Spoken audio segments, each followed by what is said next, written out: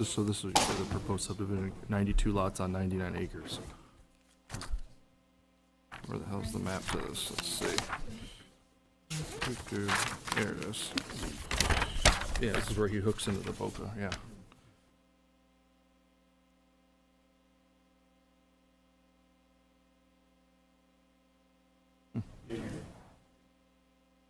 And where in relation to that, the Reedman one's down in here? He's here. Yep. That's the one that had the connect like that, yep. He must have cut a deal with me. Wasn't it? It wasn't. Because the trail went through it, so it's in here. Yep.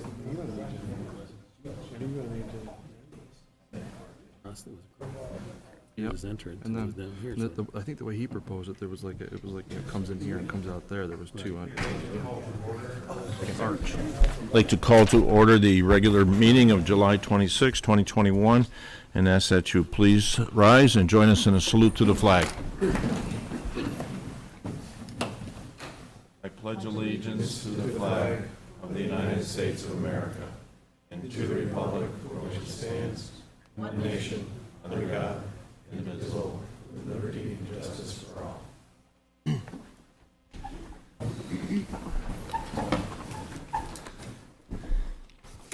Good evening. I'd like to open, we have two public hearings. I'd like to open the first public hearing and ask our town clerk to read the first public hearing notice. The public hearing legal notice for the Community Development Block Grant Program, scheduled for the 26th day of July 2021 at 7 p.m., was published in the Daily Messenger newspaper on July 9th, 2021, and a copy is available in the town clerk's office. Thank you. Ed,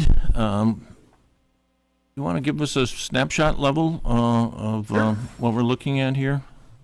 Sure. So last time I came, I think a little bit of a reminder, we're looking to apply for $500,000 through the Community Development Block Grant CARES Act funding. The funding would be for small business assistance for businesses with less than 25 employees.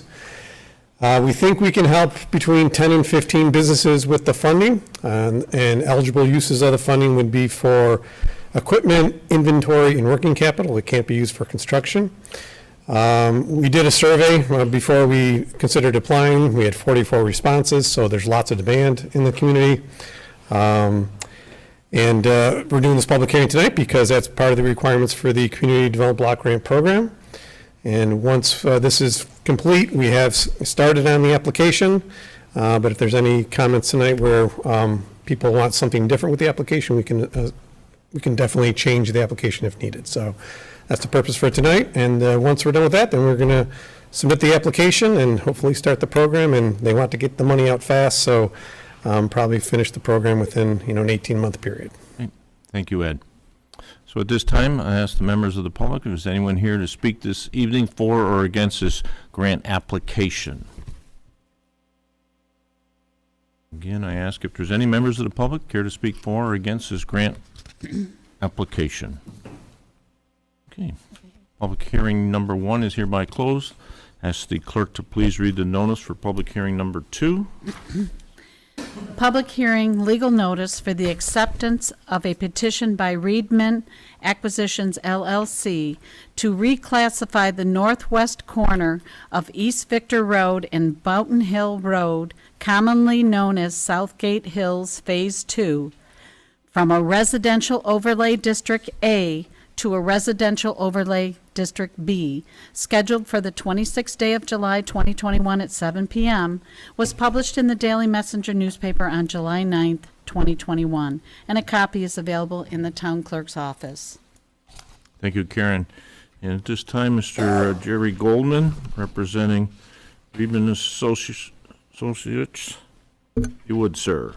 Good evening, Mr. Supervisor, members of the board. My name is Jerry Goldman. I'm the attorney and agent for Reedman Acquisitions, who is looking to develop Phase 2 of the Southgate Hills subdivision, located on the corner of East Victor Road and Boughton Hill Road. With me tonight on the application are Jerry Watkins, who's development coordinator for Reedman Associates, and Andrew Spencer from BME Associates, who is a project engineer.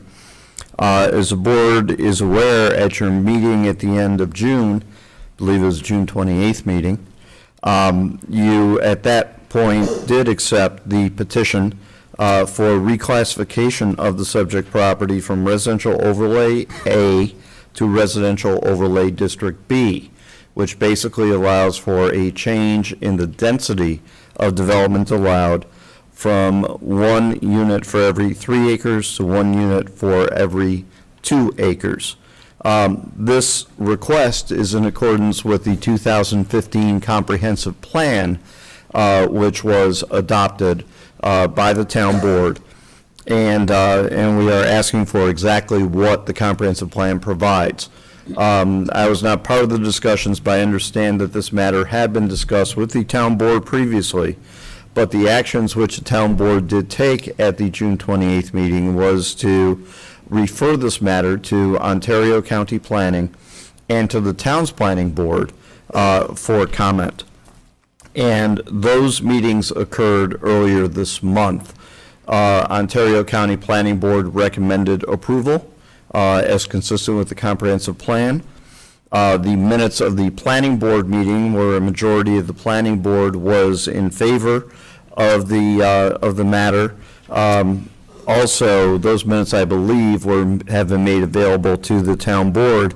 So all the prerequisites which are necessary for this action tonight, which is later on the agenda this evening, have been completed. In addition to that, in consultation with the town attorney, since what is being proposed is consistent with the comprehensive plan and the environmental review which occurred at that time, the generic environmental impact statement, there is no need for any other action under the State Environmental Quality Review Act.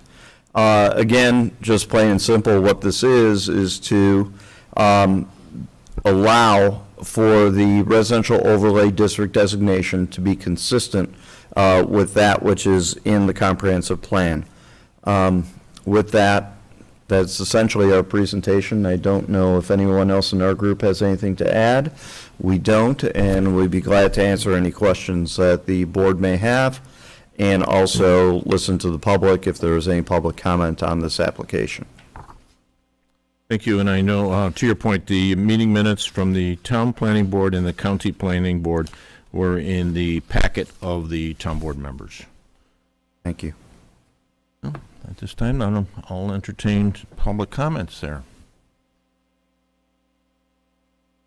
So at this time, if there's any members of the public care to speak for or against this overlay change from an A to a B, please come to the podium, state your name for the record.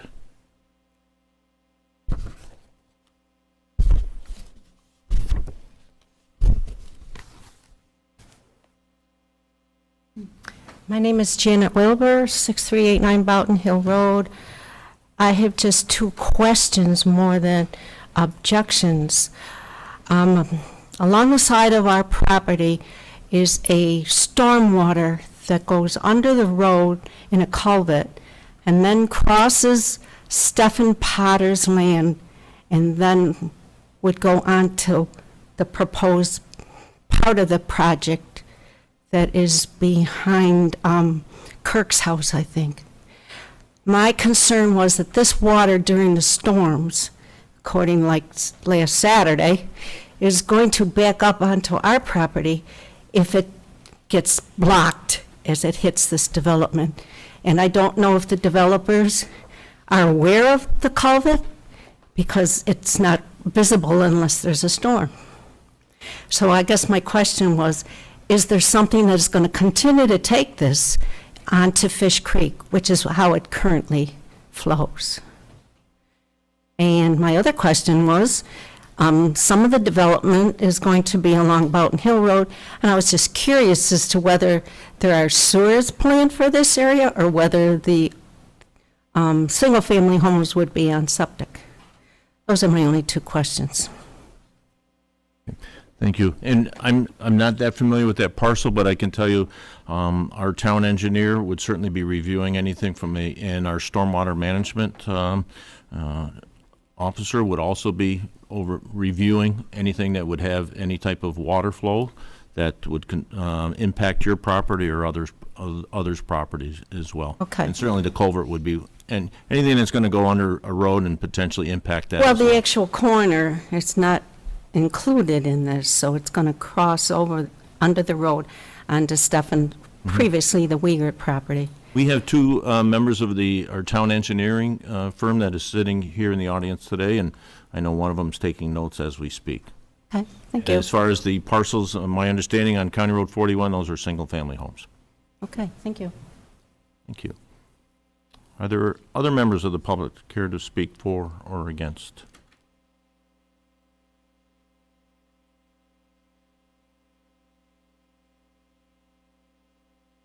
Oh, I'm sorry.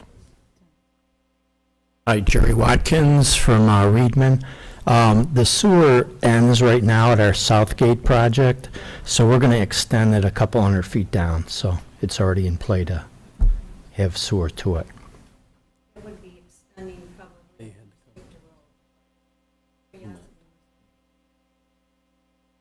I'm going to include the parcels that are built along. Yeah, I think they're on the other side of the road. That's up to them to get it down. We're just going to our site. And I believe they are going to extend it before we get to it. So, Suzie, is there any public comment on? No, thank you. So again, I ask if there's any other members of the public care to speak for or against this application. Okay. Hearing none. Motion to close the public hearing and return to regular session. So moved. All those in favor? Aye.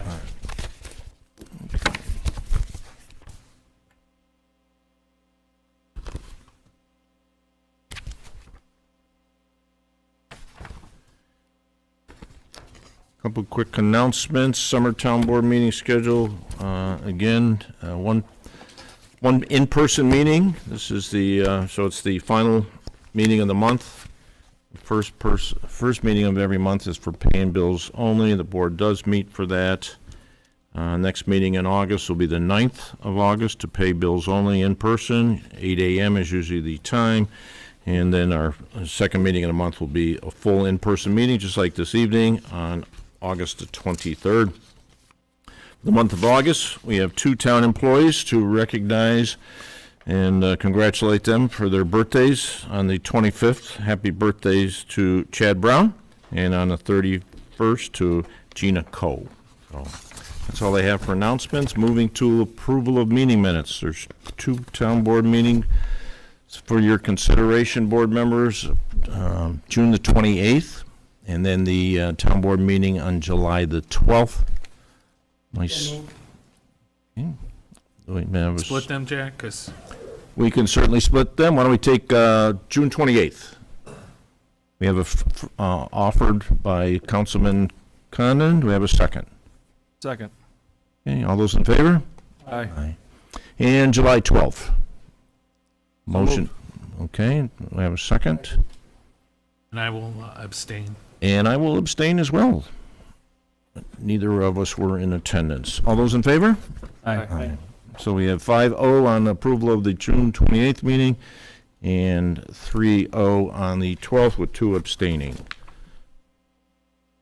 And when our clerk is ready, we'll ask her to introduce the abstract of claims. In the meantime, we'll ask Suzie to get it up on the big screen. Manifest 14 for 2021 in the amount of $478,682.33 has been reviewed by the Victortown Board with the following accounts charged: General Townwide, General Outside Village, Parkland Trust Fund, Highway Townwide, Sanitary Conveyance Capital Improvement Project. The lighting districts of Fishers, Brookwood Meadows, High Point, Cobblestone, Coil Ridge, Rolling Meadows, Stone Lay, and Legacy at the Fairways, S&S Consolidated Sewer Fund, and Trust and Agency. Thank you, Karen. And we have 15 items that are up there that are expenditures that are in the range of or exceed $5,000. Payment number 1 is to B&M International. This is for our August court rent. Next is Bluestone Creek Development for the August Parks and Recreation rent. Next is Cintas for first aid cabinets and supplies. Next payment is to D. Clark Distributors for Phillips Road tack coat. Payment to Elderly Phillips Road for guardrail. Payment to Francis Smith and Sons Highway Fuel Management System. Next payment is to Harris Beach June attorney fees. Next, LCI Industrial for crane for the highway garage. Next is the June engineering fees and the August employee and retiree health insurance.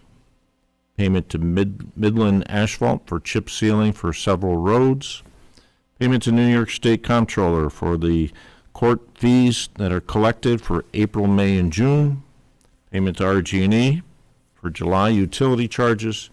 Payment to Seneca Pavement Marking, Phillips Road striping.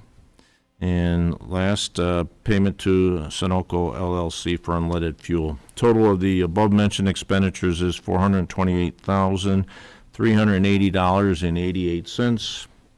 Total town expenditures minus the previous mentioned expenditures equals $50,301.45. Board members, do you have any questions on this evening's abstract?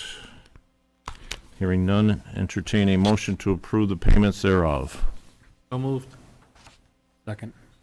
All those in favor? Aye. Moving to this privilege of the floor under this evening's agenda, Farmington Library and the new library update. Hello, my name is Tim Niver. I'm the director of the Victor Farmington Library, and this is Jim Myers, the president of the board of the Victor Farmington Library. We're here tonight to just present you with an update of where we're at with the library plans, and some just general background to help you in your understanding. So in 2017 or so, we decided that we wanted to investigate a larger facility for the library. The Victor Farmington Library is part of the Pioneer Library System, or the OWL system you may be familiar with. It encompasses 4 counties, public libraries in 4 counties, and that's what OWL stands for, the counties that we are part of, the Ontario, Wayne, Wyoming, and Livingston counties. So 42 libraries in that system. Our library is I'm proud to say the busiest library in the system. In 2019, we circulated 191,000 items, and we on an average weekday we see over 400 people in the library pre-COVID. So it's a very busy and active library. There's besides checking out books, there's a lot of programs for all ages and events for all ages. So it's not just about borrowing books anymore or DVDs. There's a lot of opportunities for residents to come in and use the library. So like I said, in 2017, we decided that with the size of the current library, which was built in 1995, that we hadn't outgrown it, but the community had outgrown the library and what we could appropriately offer. So we went on a quest to see what we could do about finding more space. And you know, we initially looked at staying on the facility that we're at right now and enlarging that. And we tried to go out, but Adams Street backs up behind us. The parking lot's in front of us. and we have two side streets on the side of it, so we really couldn't go out. So we thought, well, let's try to go up and build a second story. And we had a structural engineer come in and look at the building and said, you cannot put 2 stories on this structure, it just won't work. So we were kind of at a loss for what to do for this location. We realized then that we couldn't stay at that location. So we went on a quest to find a new location. And from 2017 up until this year, we looked at various different sites. Most, if not all of those sites were within the village. I would say we looked at least 12 sites, from open plots of land to existing buildings. And we were close on a couple of sites, but we finally settled on a site, if you hadn't heard already, and we've been publicizing it and trying to get the word out now. So with that, I'm going to turn it over to Jim, and he can pick up where I've left off.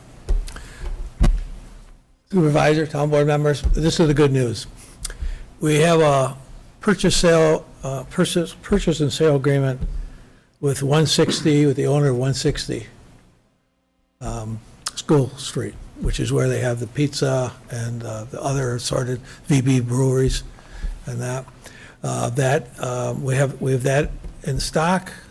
The terms on that is we would, with a positive public vote in May 18th of next year, we would be buying that, purchasing it in December of 2022. We also have secured a contract with HBT Architects and assortment of engineers to do the type of work that they need to do. We've entered in an agreement with Pike Construction. There are now construction manager at risk. We're starting to meet every other Tuesday afternoon, and we'll pick up the pace as we go. Everything's leading to the vote in May of next year. That's when the public gets a chance to tell us yes or no. If they tell us yes, we will be, that triggers construction drawings, that triggers, we're either going to go DASNY or suddenly Canandaigua National Bank has come back into the picture. So we'll see which one is the better deal for the community and go that way. And we would then purchase the land in late December, it'll be December 22, with a first quarter, if possible, to knock down the building. And we're going to build single-story, 24,000 square foot building. We're going to be coming out to the public because we plan to go to the, in front of the Village Planning Board within another month or two. And once that comes out, then everyone will be able to see what it looks like, the exterior. They'll have a floor plan they can look at. We have a rough idea of what it's going to cost. We won't know for sure until probably December or January of this coming a year. We have to have a final number that we're going to be asking the community for to the school district by the second week of March. And once we know that number, we'll be coming out and we'll probably have 2 meetings, one in late January, early February, and probably the next one in April. So people will be able to, it'll be a public hearing like we have here, and they'll be able to kick the tires, see how much this is going to cost and what it looks like, and they get a chance to say yes or no. If they say no, we're not coming out for a second vote. We've put enough time into it. We all have other lives, so we're doing it by the book. I'm an ex-CFO. I helped build Brickstone. I didn't build it, but I did the financing for it, so I understand what is needed. And both HBT and Pike, very good companies, know we're on a tight timetable. So that's where we are. So hopefully, when we come out, people will know more. And questions if you want to, but we wanted you to be aware of what we're doing. Well, thank you both. I have no questions myself, but any questions for Mr. Myers or Mr. Niver? All right? Thank you. Thank you, guys. Gentlemen. Yep. Following the agenda, public comments and concerns, opportunities for members of the public to address the town board.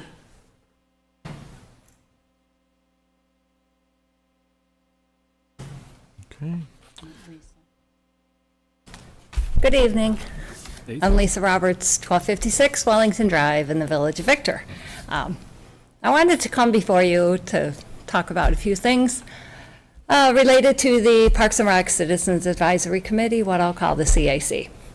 So I've been attending numerous town and Parks and Rec activities this summer, and people have been asking me questions and telling me how they miss recreation programs and how they have been forced to enroll their kids in programs outside of the town. As chair of the CAC, I want to bring these citizens' questions and concerns to the town board. First, I want to take you back to the fall of 2019, long before COVID. A town board meeting was held in this room, and it was completely full. I think you guys probably remember this. Everyone on the board was the same except for Drew. The agenda included public comment about a new Parks and Recreation master plan. So, how many people spoke about how they value living here, the involvement in the programs put on by Parks and Rec, and how they added value to their life that night? Quite a few. I also remember the compliments from every town board member on the master plan, the unanimous approval of the plan, and the board's support of the goals in the plan. The CAC wants to work with this board to reach those goals. I know it will take hard work and time, but the CAC members and Brian are committed to reaching the goals outlined in this master plan. Priority number 1 is a community center at Paparone Park. During the winter of 2019, the CAC met with the town of Farmington CAC, and they were very enthusiastic about a partnership between the towns as a way to build a rec center. The town now owns the land, and the CAC and residents are excited to move forward on the planning and building a town-owned rec center rather than paying the monthly lease on the current space. Let's get this project back on the to-do list. Number 2 is bike and pedestrian connectivity. As you saw tonight, the CAC and VHT are working together on this, and thanks to the board, your board, for support in helping move this forward by holding the workshop earlier. I'm excited to move forward on this goal and often hear how important safe routes for walking, running, and biking are to residents. One specific request I received regarding this goal was at the dog park open house, which we had earlier this month. A resident of Camden Hills would like to make Lionel Road safer and walkable, allowing residents to walk to the park and beyond. Brian has done multiple sidewalk projects by getting grant money and constructing sidewalks that make safe roads to the school. However, he needs time to work on projects. When he's out actively running programs or parking cars at concerts, he's taken away from finding and securing grants, developing budgets, and doing all the other behind-the-scenes work that has made the Victor Parks and Rec known for innovative and creative programs, and also saved our town hundreds of thousands of dollars.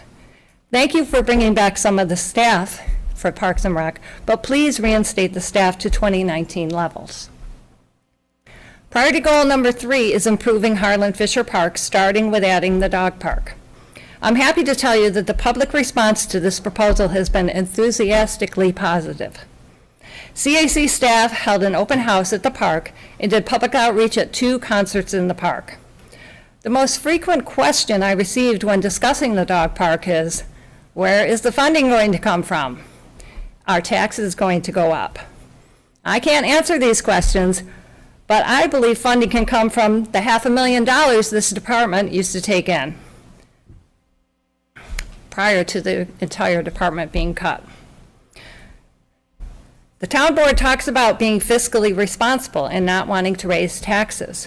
However, taxpayers are actually receiving less services for their money since there were so few programs available this summer and the tax rates stayed the same. Bringing back rec programming will add to the town revenue. $500,000 was generated by Parks and Rec when they were fully staffed and running full programming. The recently released town budget projects a dramatic decrease in spending with revenues at approximately the same level as pre-pandemic, which means plenty of funding for rec staff to me. Finally, I ask that this board give our community, the people that spoke at the June 28th board meeting, and those expressing their request to me, the same consideration and respect Mr. Collier and Mr. Shields received when they requested expansion of the pickleball courts last February. That response was a directive from this board to move forward with the requested expansion, which is happening right now. Please reinstate the Parks and Rec Department back to 2019 staffing levels, which was 3 full-time staff and 9 part-time staff. This will allow a full programming schedule and bring the town the revenue needed to move forward on the master plan goals while providing enriching activities and contributing to the quality of life residents came to expect from Victor. Again, the CAC is eager to work with this board to strategize and find solutions.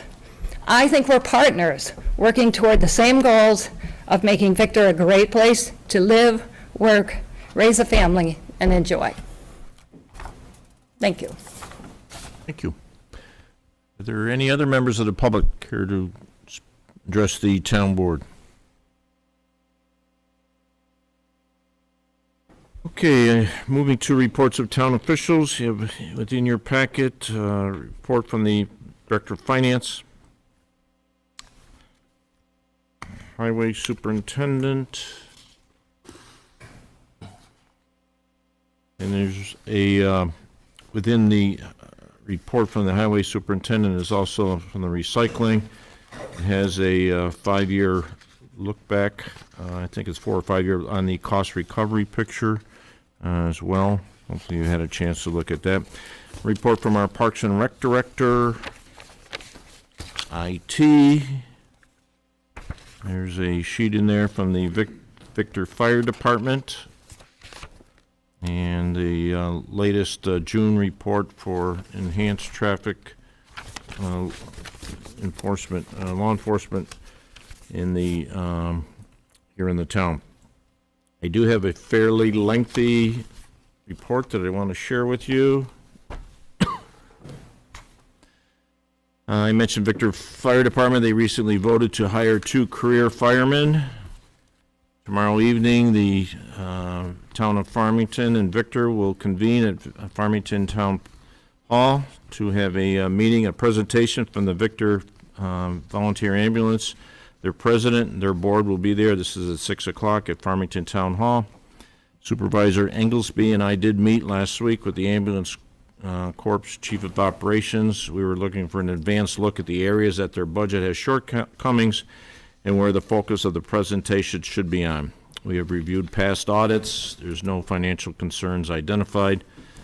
Would be my recommendation. We've talked about it briefly here that we contract with the Victor Farmington Volunteer Ambulance, not create a district. Update on the countywide public safety study. A consultant has been recommended. Next step is the Board of Supervisors Public Safety Committee and Ways and Means Committee to review and accept the bid. That'll be 3 weeks from this coming Wednesday. Following that process, they would move for full county board of approval on August the 26th. The estimate in this proposal is 6 months. We've asked they'll need 5 months for field work and a final report completed and delivered in month 6, which should, if they start right after Labor Day, it should end in mid-February. We should receive this report. Last Tuesday night at the Fishers Fire District meeting, Commissioner Robert Mann submitted a letter of resignation. I spoke highly of him. I've not always agreed with Commissioner Mann, but commend him for being a former volunteer fireman as well as giving back as a commissioner. The board appointed John Williamson to the Board of Commissioners to take his position. Townwide, I think many residents know we have a speed issue within our town, both commuters and even residents. You think about commuters coming from communities south of us, as well as from the east and north, and their destination is Route 96, 490, on the thruway. Unfortunately, it is certainly problematic. We are trying, again, as I mentioned, we have law enforcement. We pay additional money to the Sheriff's Department. They are short-staffed. They have not been able to commit the amount of hours that we need. In addition, we are looking at those solar radar type of signs to assist as well. I have spoken to the state DOT regarding the corner of Route 96 in Omnitech Place. Councilman Cusimano, wearing his other hat as Lieutenant Cusimano in the Fishers Fire District, and I have spoken on 2 different occasions about this. This is a very scary intersection because motorists are exposed to the T-bone hit. Those are usually catastrophic, loss of life, as well as catastrophic type of injury. So that's an area of focus with the DOT. Their first answer was concerns about putting up an additional light, but we've been told no before as well. County Road 9 and Gillis Road here as well. County engineers, I had a county engineers meeting on the 16th of this month. There was 2 accidents there within the last 3 weeks. I think it'll be 3 weeks this Saturday. A motorist came down the hill heading towards Farmington. His brakes gave out, went through the intersection, and was T-boned. Numerous individuals had to go to the hospital. Last week, we had an individual just ran the stop sign, and there was another accident. So county engineers are reviewing this intersection as well, and hoping to come up with a Plan A and a Plan B and submit for funding to the federal government. In your, should have been in your mailbox, Ontario County Soil and Water Control Projects identified. These are highlights of a number of Victor ones. And then in addition, I sent you the water damage on East Victor Road and Break of Day Road. I want to thank our highway superintendent and his deputy highway superintendent for their support and getting the staff out there. Close the road first and foremost and secure the area, and then go through the process of rebuilding that intersection. So gentlemen, thank you.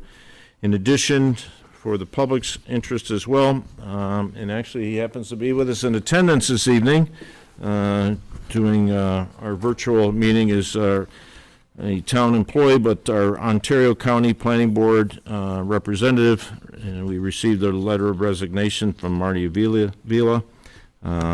So we have an open position on the county board. And this past Thursday night, July 22nd, all-time records of attendance at our town concert, between 750 and 800 individuals in attendance. American Rescue Plan Act, also known as ARPA. The town has received 50% of our total amount last Friday. We have a number of thoughts on where this spending should be spent, but we are still waiting on more detailed guidance. Right now, they talk about the 3 areas: broadband, water, and sewer, where the money could be utilized. Broadband is an initiative we're going to look at from a countywide standpoint. Towns may have to contribute as well. Water, we do not have a water department. We do have a sewer infrastructure that we own, so we will be looking at possibly using some of those funds for backup generators as well as pump station. Final item, which it's been a number of months since I've given the conversation or an update on this, and I wish I wasn't, but seems like we're having a significant uptick in COVID activity here in Ontario County. Within the last 4, actually since last Wednesday evening, we've had 50 individuals have contacted the virus. Number of individuals, I think about 40% of them have been vaccinated individuals. Their symptoms are more like having a cold. A number of unvaccinated individuals have also contacted the Delta variant. A number of them are in the hospital, about a half dozen on ventilators, unfortunately.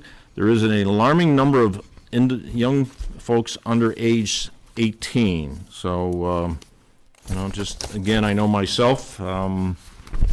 I've gotten very comfortable not wearing a mask, and when it's mentioned that I think 60%, 70% of the state is vaccinated, so that means when you're out in public, we actually should see 30%, 40% of the people wearing masks.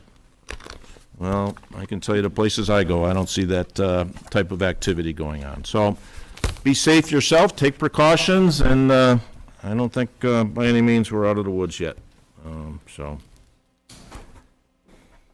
Board members, you care to report on any committees you're involved with? Liaison responsibilities? I'll make a quick mention. I know Lisa mentioned Harlan Fisher Park for the proposed dog park. And just to echo what she said, we had a good meeting. I thought a nice turnout from the local community there, with the concept being the locals get to provide input and feedback before it goes to the larger scale. And, I was relatively pleased to hear positive feedback. And in fact, there were some questions that related to funding, and, some other logistics to it. But I don't think, unless I missed a conversation, anyone pounding their fist that they didn't think it was a good idea. So I was pleased to hear that, and I think it's, and for a lot of reasons why that park was selected in the comprehensive plan, I think it makes sense that we put it there, and the community so far seems to be going along with that plan. So I think it's a good thing, and we stand at a good place with that. And then Mark, I think you guys did a nice job on Phillips Road. Looks great. Also, East Victor, that job turned out really nice, too. I was up there today. Yeah, unfortunately, we had some residents that they thought the first word they should come out of their mouth was begin with an F. So I'm not too happy about that. So again, as I tell you, get license plate numbers, and we'll go from there. So. Supervisor, I just had one question. So you made mention that the sheriff's department is having trouble fulfilling those part-time hours, and we had a conversation last week in your office, and I had made reference to how valuable I think that service is. Not really a question, but where do we stand looking forward as far as the next year or two? I know that law enforcement, and certainly hitting this county, is in a tough place.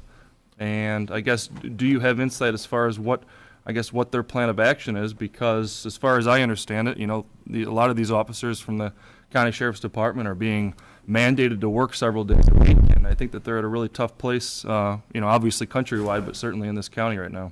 Yeah, great question. So it's like any business. If you're short-staffed, you ask your staff to work longer. So we have road patrol members. We have members from the correctional facility. They'll just finish an 8-hour shift. They'll be mandated to work another 4 hours. And that gets old after a while. We have lost 12 road deputies in the last 3 years. A number of them have gone to Monroe County towns. There's a higher salary over there. And health care benefits in retirement. That's something that this county does not offer. Correctional facility, I'll give you an example. We usually get between 90 and 110 applicants every year to take the test. This year we had 20. Wayne County, they usually get 60 to 70. I think they were like 10. They were even less than us. And the same with, I think Yates and Seneca County had only 4 candidates. So it's very concerning that, where we're going. I guess, truth be told, I've had a conversation with a number of individuals, and if one of my children was to come to me and say, I'd like to be a police officer, I think I would be strongly discouraging that. So I have to believe that's what's taking place out in our country, as well as certainly here within our region. As far as a plan, we are certainly, again, very hopeful that we do have a number of officers that are in the academy now, and we do have a list that we're looking at, and hopefully sending some more through the academy here in the near future. And last Tuesday evening's Fisher's Fire District meeting, it was the second time I met this individual. Last time I met him, he was a correctional officer for Ontario County, worked for the county for 15 years. And it's problematic when an individual tells you he's taking a pay cut and he looks forward to running into a burning building. So I have to question. So we have things going on that we have to look into deeper, but we have some problems. And we're not alone, unfortunately. So great question. Thank you, though. And then the other thing, just to add on to that, the 2 signs we purchased for the radar signs, I think that those have had an overwhelmingly positive response, and also, having driven past a number of them, have an effect. So I think that we need to, keep that on our radar for a future purchase sooner than later. I think we need a couple more of those. Great. Thank you. Appreciate the feedback. Any board members? Any other board member? Okay. Moving to the resolutions. Number 1 is the after public hearing for the Community Development Block Grant funding. So moved. Second. All those in favor? Aye. Those opposed? Resolution is approved. Number 2, appointment of Greg Knapp, Deputy Highway Superintendent. So moved. Second. Okay, all those in favor? Aye. Congratulations again, Greg. Great choice, Mark. Resolution number 3, reappointment of Mr. Stephen Hendrickson, So moved. Recreation Supervisor. We have an offer. We have a second. Second. All those in favor? Aye. Aye. Number 4, this is the Memorandum of Understanding, Victor Community Development Office, and we've talked about this as the Victor Local Development Corporation and Victor Chamber of Commerce. So moved. Second. All those in favor? Aye. Those opposed? Resolution is approved. Number 5, purchase of the pickleball net and post systems, Fishers Park Tennis and Pickleball Courts. So moved. Second. All those in favor? Aye. Those opposed? Number 5 is approved. Number 6, authorize the submission of the 2021 MS4 mapping grant. This is a grant application, maximum of $75,000. So moved. Second. All those in favor? Aye. Number 7, this is the acceptance of petition by Woodstone Custom Homes. This is to then send it to our planning board and the county board as well. And, schedule a public hearing. Thank you, sir, for August 23rd. Entertain a motion to approve the acceptance of this petition.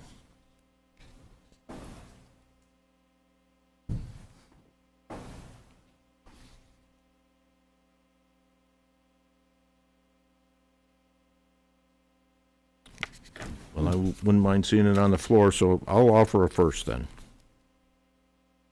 I'll second. Okay. All those in favor? Aye. Was that an aye? Yes. I'll go an aye. Aye. I'm going to oppose. I'm going to oppose. Okay.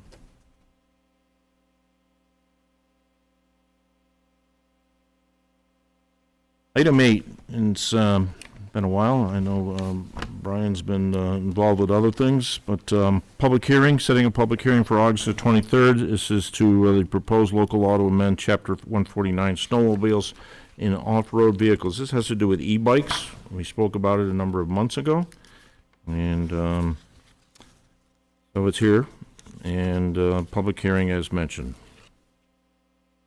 So moved. Second. All those in favor? Aye. Aye. Those opposed? Public hearing set for the 23rd.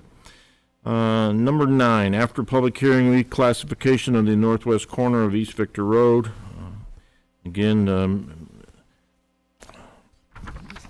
comments made by Mr. Goldman. This would be changing from a residential A, overlay district A, to a residential overlay district of a B. Jack, I would like to request the board to, at the very minimum, table this vote. My reasoning for it is I think that when you look at the minutes from the planning board, there was a lot of question as to our board saying that we were going to handle this on a case-by-case basis when we were going to look at overlays, what this overlay does, how it affects the town, and if it's in the town's best interest, not so much that we want to add 10 lots to an existing approval, or now in light of the public hearing coming for another 92 houses in the same place. We don't know exactly where the sewer stands that Woodstone was going to bring up to the end of East Victor Road. Will it accommodate it? There's a lot of gray area in that whole section of town now with everything that's come to light, and I don't think we are capable or have the stuff in front of us that we need to vote on this as it stands, as it's written. So what specifically are you looking for? So want to table a vote and that's fine. Are we just not voting because we don't want to vote, or I need to know what things you need from staff or from the engineer or from the applicant? We voted to, we voted as a board to look at this on a case-by-case basis. And I don't think we've done that to its fullest extent. And I think more information has come to light more recently that would affect this particular overlay and overlays surrounding it. So I don't think we have enough information to actually do what we said we were going to do. So I think as from a board standpoint, we needed more defined overlay characteristics before we pass on whether we can go from an additional 10 houses on what was already proposed to us in that particular case. And then also, in light with a public hearing that's coming down the road with 92 homes adjacent to it, and are we infrastructurally sound, and where the developer is that was going to pay to extend the sewer up to the end of East Victor Road, does it have enough capacity? I think Wes in the meeting said, as exists now, the pump station, it doesn't have the capacity.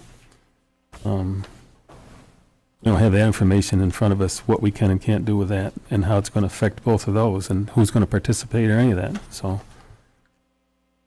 Yeah, we knew it didn't have the capacity just based on the Victor Jeep and the one across County Road 41. We knew we were going to have to do something here regardless. And that was the intent when I brought this up before, was looking for, listen, as far as the overlay, if we could get a true number, then we can go and beef up Pump Station 7, but I'd rather just spend money on it once rather than come back a year, 2 years later.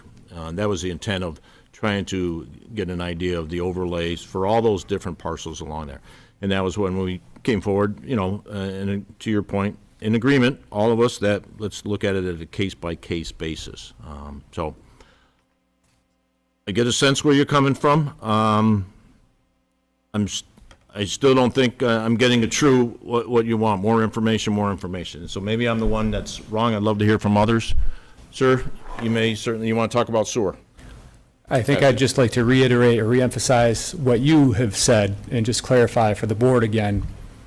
The East Victor Road sanitary sewer, as the supervisor indicated, Pump Station 7 on the corner of East Victor Road and 96, that has the capacity for the Bluemont Rise subdivision that's on the south side of County Road 41 that you mentioned.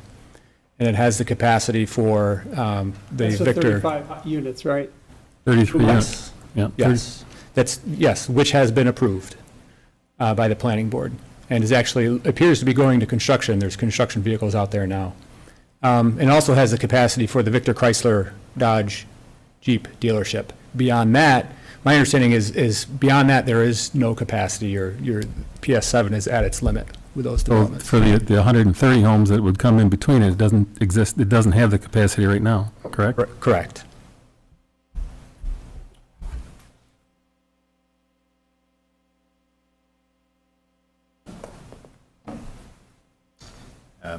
We haven't reviewed the 92, 94 lot other than in concept, but I did hear the developer express at one point an interest in connecting directly to the Farmington sewer that runs sort of back lot along the creek. It apparently does, it's a 24-inch and apparently has the capacity to carry that many homes.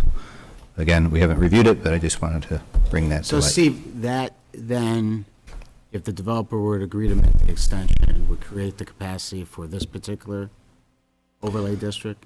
Well, it would not direct those 92 homes to That's Pump the Station second. 7. That's the second. Yes, yeah, I just. I'm talking about might- the one that's before the board right now for vote. Okay, please repeat the question, Frank, sorry.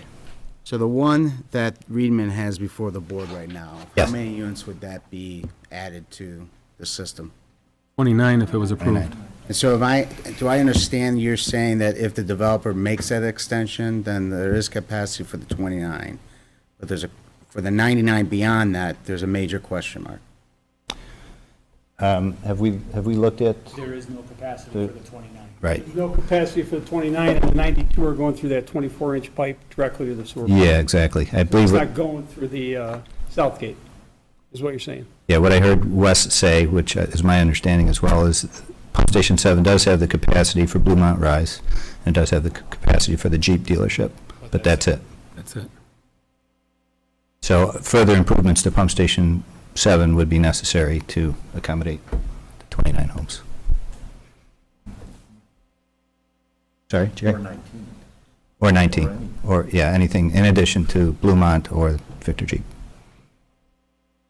Was there criteria put in place that, I think I know the answer to this, but the minimum, maximum that that Bluemont was required to run to that pump station, or did we leave it in that, where it could be added to, or what the capacity would be, or how did we look at that?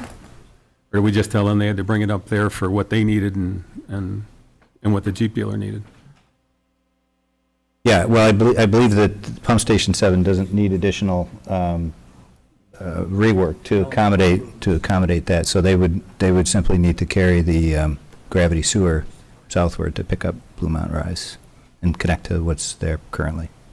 So in addition to sewer capacity, are there any other aspects of the potential reclassification that needs to be further provided by the applicant? Traffic, stormwater? Are there any other things that you as town board members want the applicant or the staff to provide?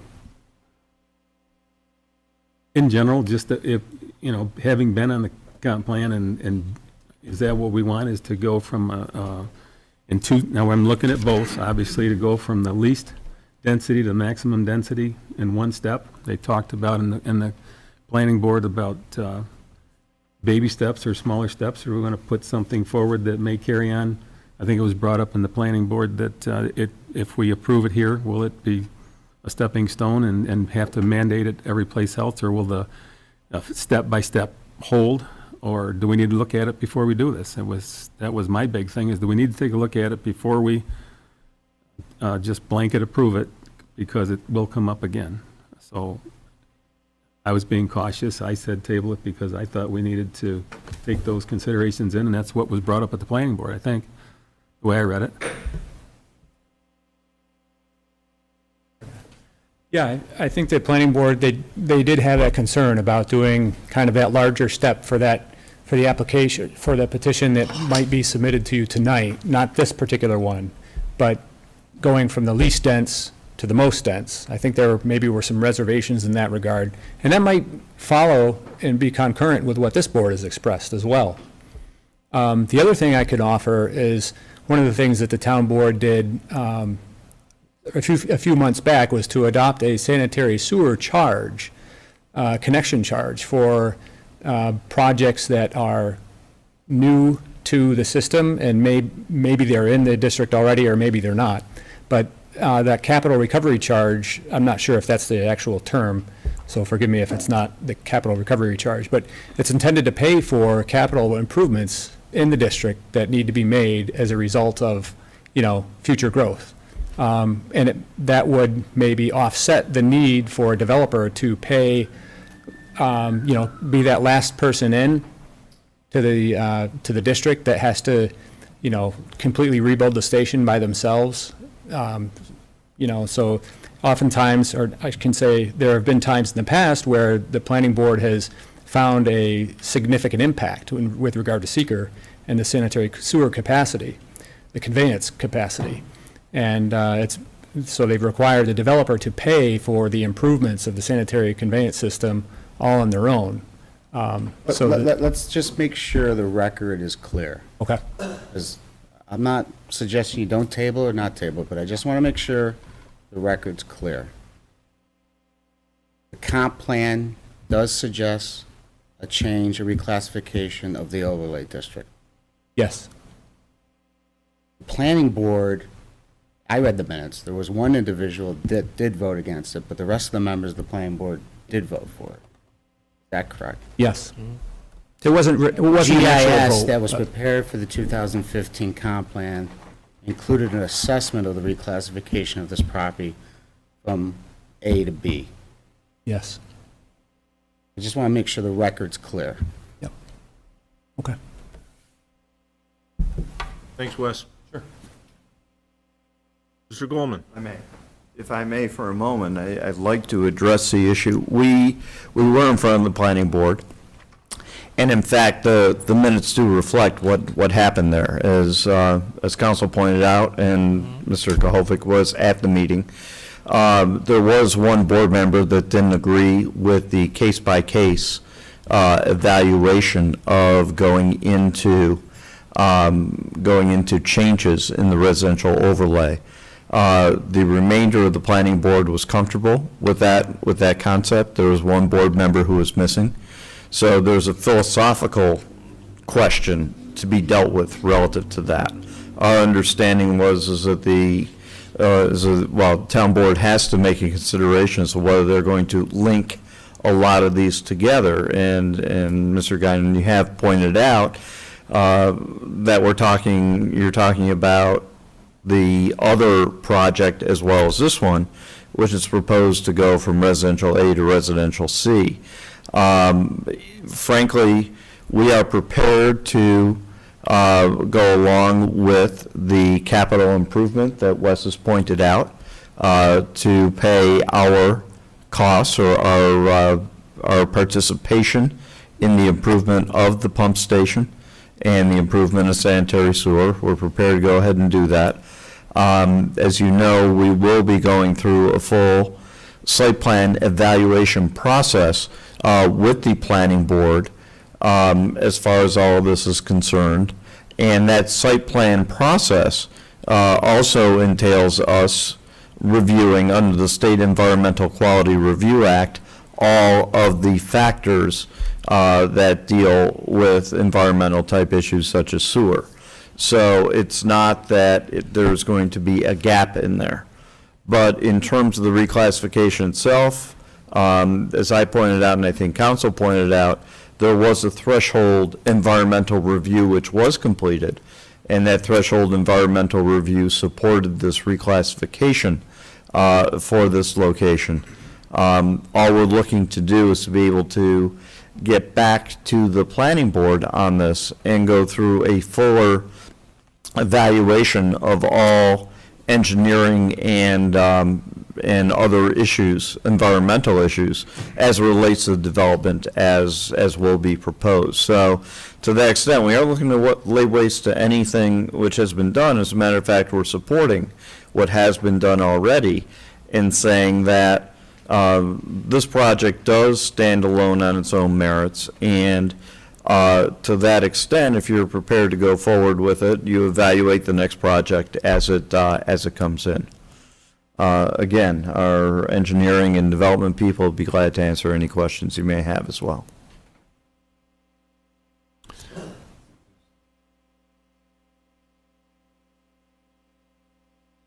Yes, there is. Councilman Guinan asked to table it. So. Second, and we'll do that. So unless others want to offer comments. Other comments, board members? Or if not, then a second on the table by Councilman Guinan.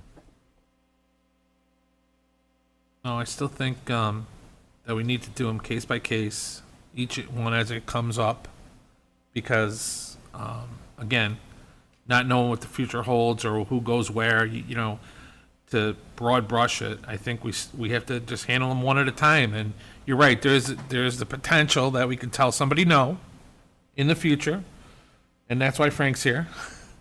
But, you know, and we'll face that if we have to.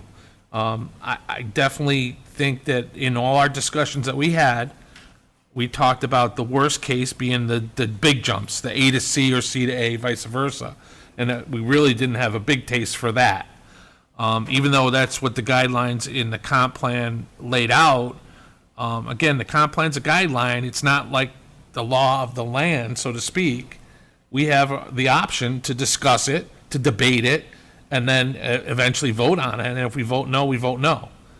And then if that's how we feel, and if we feel that as representatives of the community, that's, and not in the best interest of the town of Victor, then we'll vote no. And I think we take them one at a time like we discussed. Because without that, then those big jumps go in, right? If we say, okay, everything that's in the comp plan, we're gonna adopt and we're gonna be good with it, then we know for sure that there's certain areas that we looked at that go from A to C, C to A, whatever. Those big jumps, in my mind, are way too big. Even though the comp plan was 15 and it's been a while, and maybe at some point we revisit and we have a new comp plan every 5 or 10 years. I don't know what that time frame should be or would be, but it's a huge undertaking to develop it. And, maybe this is one where, again, it's a guide. We take a look at it individually. At this point, I really don't have any big reservations on this one in particular. Thank you for your comments. If I could ask for clarification as well, I guess being the newer board member here, I do get admittedly slightly confused in the development of these projects as it relates specifically to the sewer.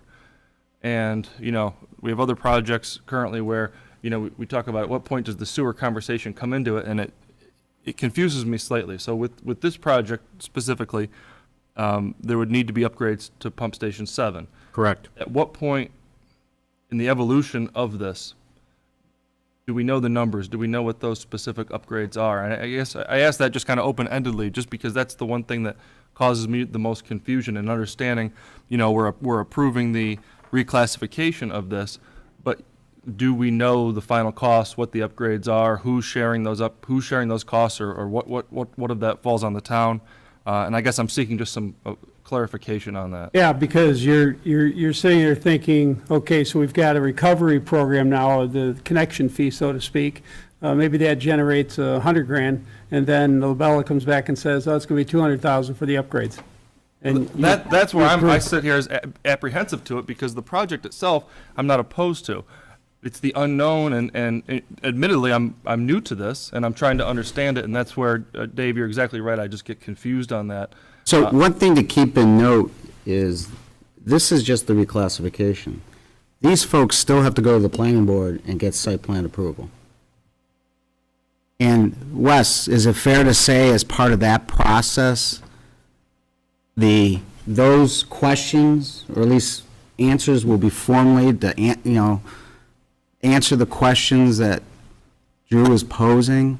And then, of course, the town has to then agree to the capital recovery amount. And the town would have to agree to whatever extension and funding and structure would have to be in place. Yeah. They could break ground. Yeah, I think we would want to know at the planning board level, if we know pump station 7 isn't adequate now, we would need to know how that's going to be improved before the plans get approved, right? And we'd be evaluating, looking at, how much that's going to cost, the percentage of that cost that the developer's going to pay, and whether those recapture fees or connection charges are going to cover that cost. The other part of your question that I was thinking about, Drew, was that, how many improvements need to be made to pump station 7?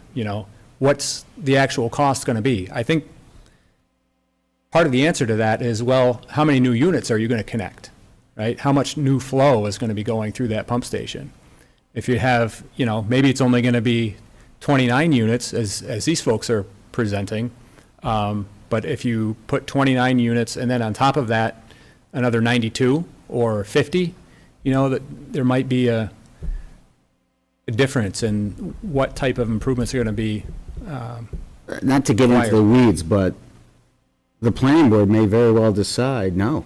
They might not approve the site plan because the applicant hasn't adequately addressed those questions. So in that case, then, if we carry this resolution, we reclassify we don't reclassify the proposed project, but the land itself, correct? The request of the petition is to reclassify the designation of a residential overlay on this property to a residential B overlay district, which allows them an increased amount of units on the property. So that's all that does. They still then have to go to the planning board and get their plan blessed by the planning board. And it might not. I don't want that to be saying it's a preconceived notion on my part. I'm just saying that's the process. And part of the reason why the planning board might not be prepared to approve it is because the applicant hasn't adequately addressed the pump station improvements that need to be done and other sewer-related issues that, the planning board and the town engineer correctly raised and asked the applicant to address. But ultimately, if there was found to be issues with that, where that project as proposed couldn't carry forward, we still have reclassified the land. The land would be reclassified to an overlay B district, that's correct. So they could then come back with another plan that might fit maybe a little less, but still falls within. But at that point, then, that's before the planning board, correct? Correct.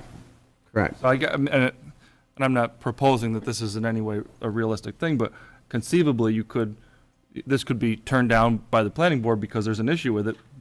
But now the town board has handed off that we have, reclassified that land. Something totally different could be proposed in the planning. They would board not to have to approve come it. back to reclassify the property. They wouldn't have to come back to the town board to reclassify.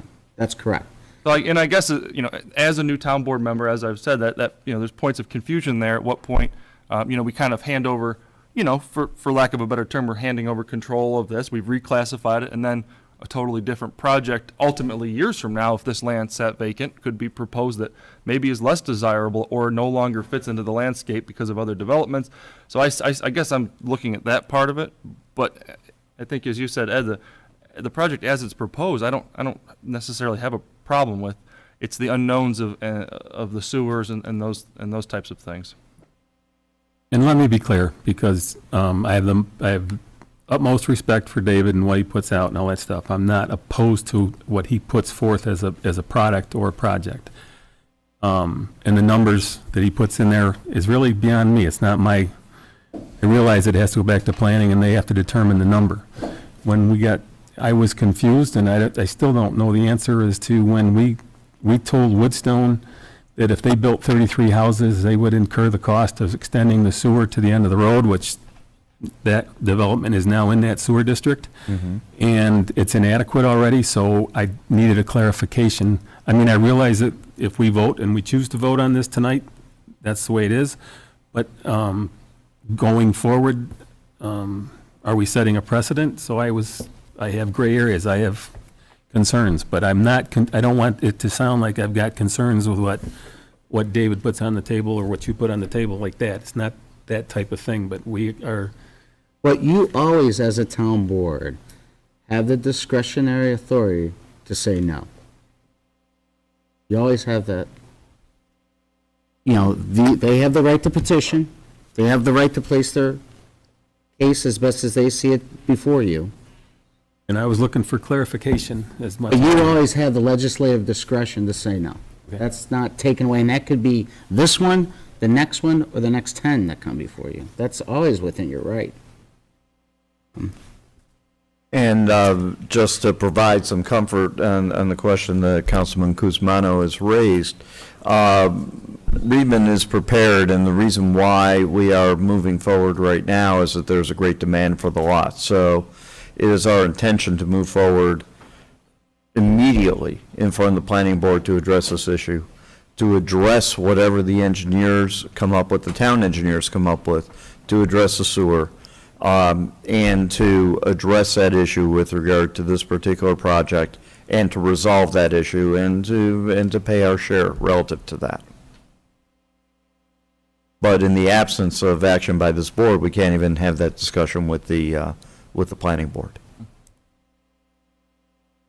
So, Mike, I think what you're saying is that when we approved Jeff's project to go to Bluemont, it was understood that it was on his dime, bringing that sewer line up, right?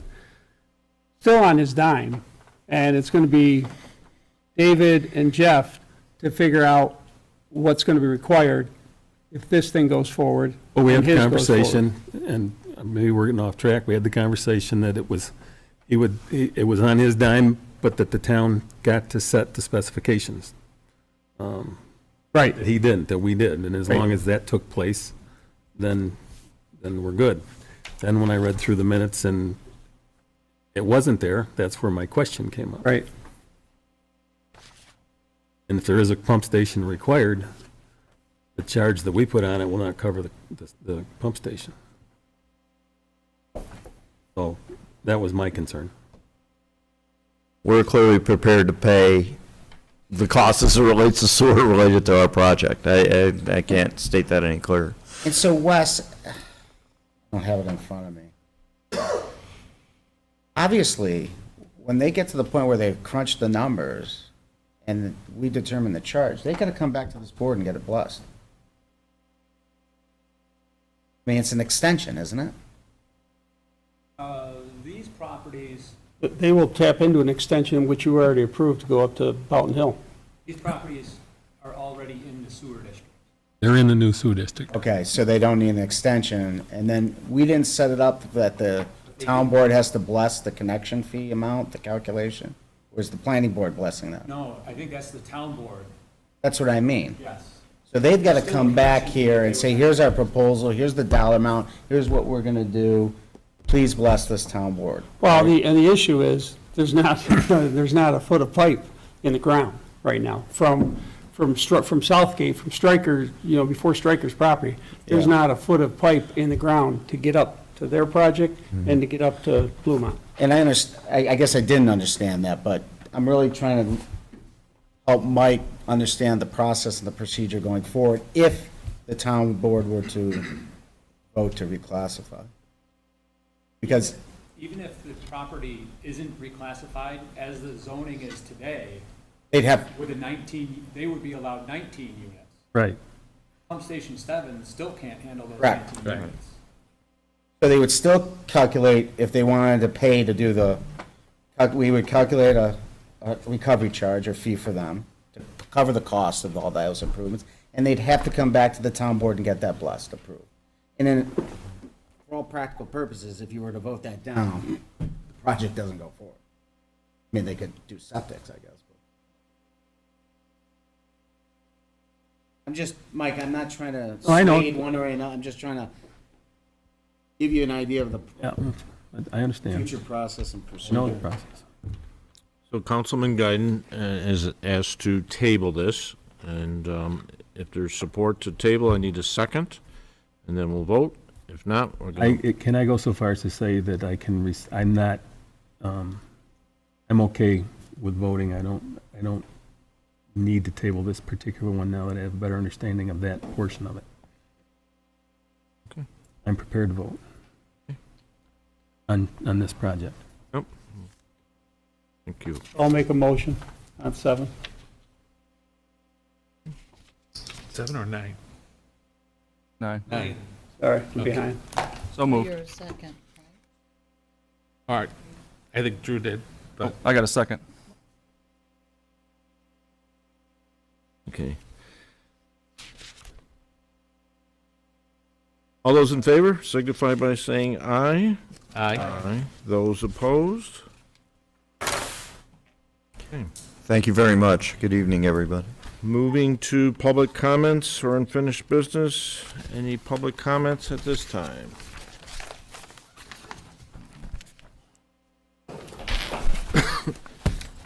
Okay. I need a motion to go into executive session. So moved. Okay. Second. This will be discuss the employment history of particular persons.